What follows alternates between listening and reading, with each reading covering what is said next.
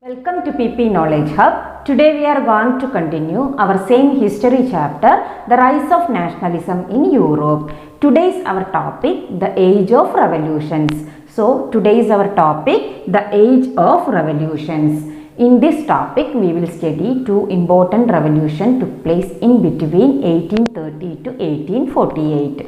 The idea of liberalism and nationalism spread different parts of Europe, such as Italian, German state, Ireland and Poland. It led to revolutions in many areas, and these revolutions were mainly led by middle classes such as professors, school teachers, clerks and members of the commercial middle classes. So who led these revolutions? Revolutions were mainly led by middle classes, educated middle classes. In this topic we will study two revolutions. First one, July Revolution, and second one, Greek War of Independence. First we will study July Revolution. July Revolution took place in France in July 1830. So when July Revolution took place? July Revolution took place in July 1830 in France. So we have to study 2 points about July Revolution. First one, the Bourbon kings who had been restored to power during conservative reaction after 1815 was overthrown by liberal revolutionaries and installed a constitutional monarchy under Louis Philippe. So already we learned in the last class, after 1815 a new conservatism brought in Europe. After that we studied about Treaty of Vienna. As per the Treaty of Vienna, Bourbon dynasty restored power in France. So what happened after this July Revolution? What happened? The Bourbon kings who had been restored to power during conservative reaction after 1815 was overthrown by liberal revolutionaries and installed a constitutional monarchy under Louis Philippe. So what is constitutional monarchy? Constitutional monarchy means king would be there, but his power would be limited by a constitution. His power would be limited by a constitution. That is called constitutional monarchy. Anyway, first point I told, the Bourbon kings who had been restored to power during conservative reaction after 1815 was overthrown by liberal revolutionaries and installed by a constitutional monarchy under Louis Philippe. That is the first point. Second one, revolution started in Brussels. Revolution started in Brussels, the capital of Belgium. So second point, revolution started in Brussels, the capital of Belgium. It led to Belgium breaking away. It led to Belgium breaking away from the United Kingdom of Netherlands. That is the second point. So what happened? Revolution took place, or revolution started in Brussels.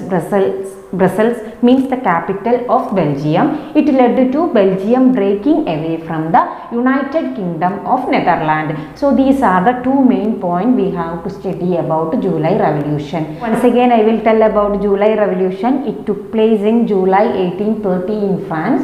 2 points we have to study.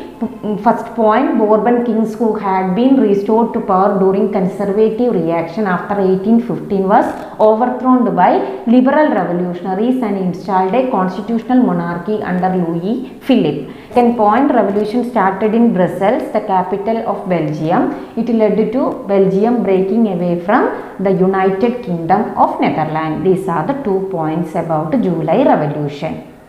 Next one, Greek War of Independence. Greece had been the part of Ottoman Empire since 15th century. Greece had been the part of Ottoman Empire since 15th century. The growth of revolutionary nationalism sparked a struggle for independence among the Greeks. So I already told, revolutionary nationalism that spread all over Europe. So the growth of revolutionary nationalism sparked a struggle for independence among the Greeks. They started war in 1821. They can't alone fight for freedom. So they got help from others. They got help, support from other Greeks living in exile and many Western Europeans. They got support from other Greeks living in exile and many Western Europeans.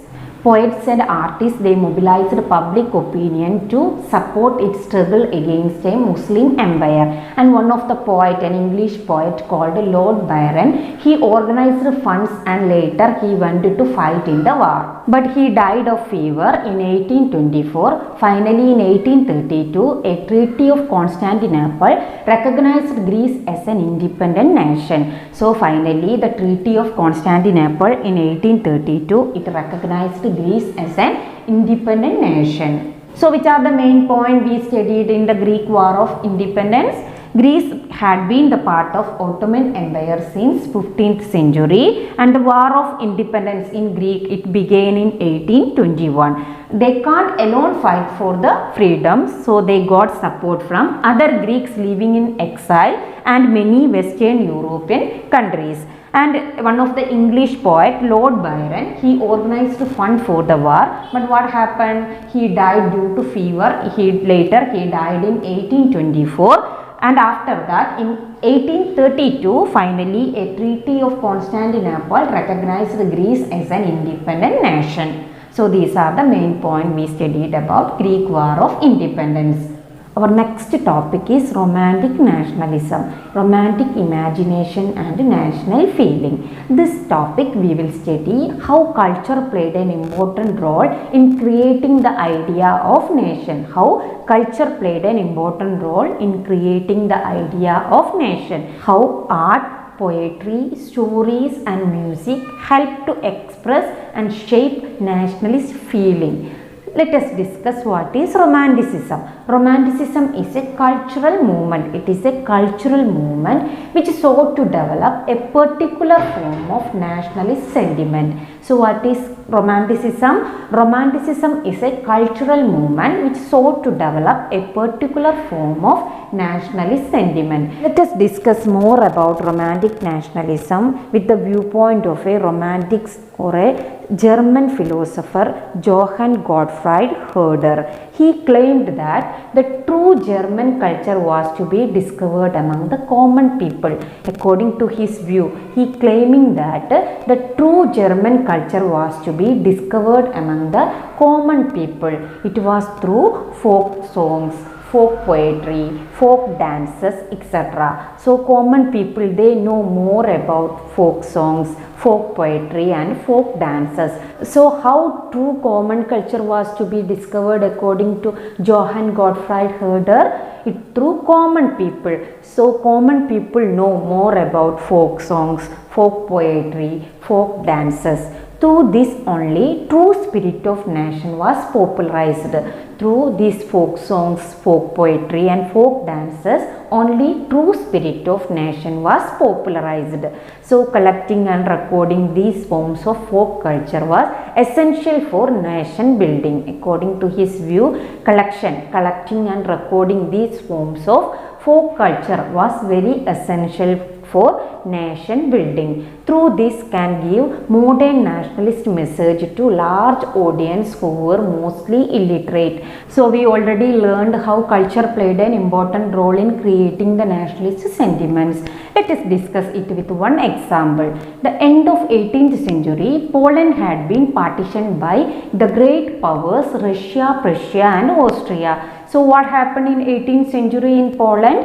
Poland was partitioned. Poland was partitioned by the great powers Russia, Prussia and Austria. Even though Poland no longer existed as an independent territory, but the national feeling was kept alive through music and language. So what happened? Poland can't existed as an independent territory, but the national feelings were kept alive through music and language. How the national feelings kept alive through music in Poland? One of the Polish music composer, Karol Kurpinski, he celebrated national struggle through his operas and music. Language too played an important role in creating the nationalist sentiments among the people. Let us discuss how language became a symbol of struggle in Poland. After the Russian occupation, the Polish language was forced out of schools and Russian language was imposed everywhere. So what happened in Poland? After Russian occupation, they imposed Russian language everywhere and Polish language was forced out of schools. So in 1831, an armed rebellion against Russian rule took place. So but what happened? It was ultimately crushed. It was crushed.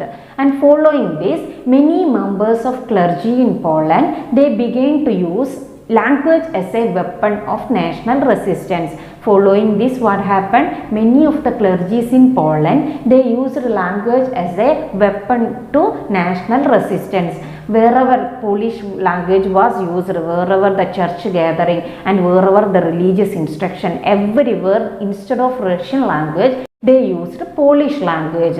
So what happened? The Polish was used for church gathering and the religious instruction. Wherever the church gathering or wherever the religious instruction given, everywhere these people, clergy, they used Polish language and they used language as a weapon. And as a result, what happened? Many of the priests and bishops, they were put into jail. They were put into jail and sent to Siberia. What is the speciality of Siberia? One of the coldest place. So many of these bishops and priests, they were put into jail and sent to Siberia. Because why they were sent to Siberia? Because they were refused to preach in Russian language. Instead of Russian language, they preached Polish language and they used language as an effective weapon to fight against their resistance.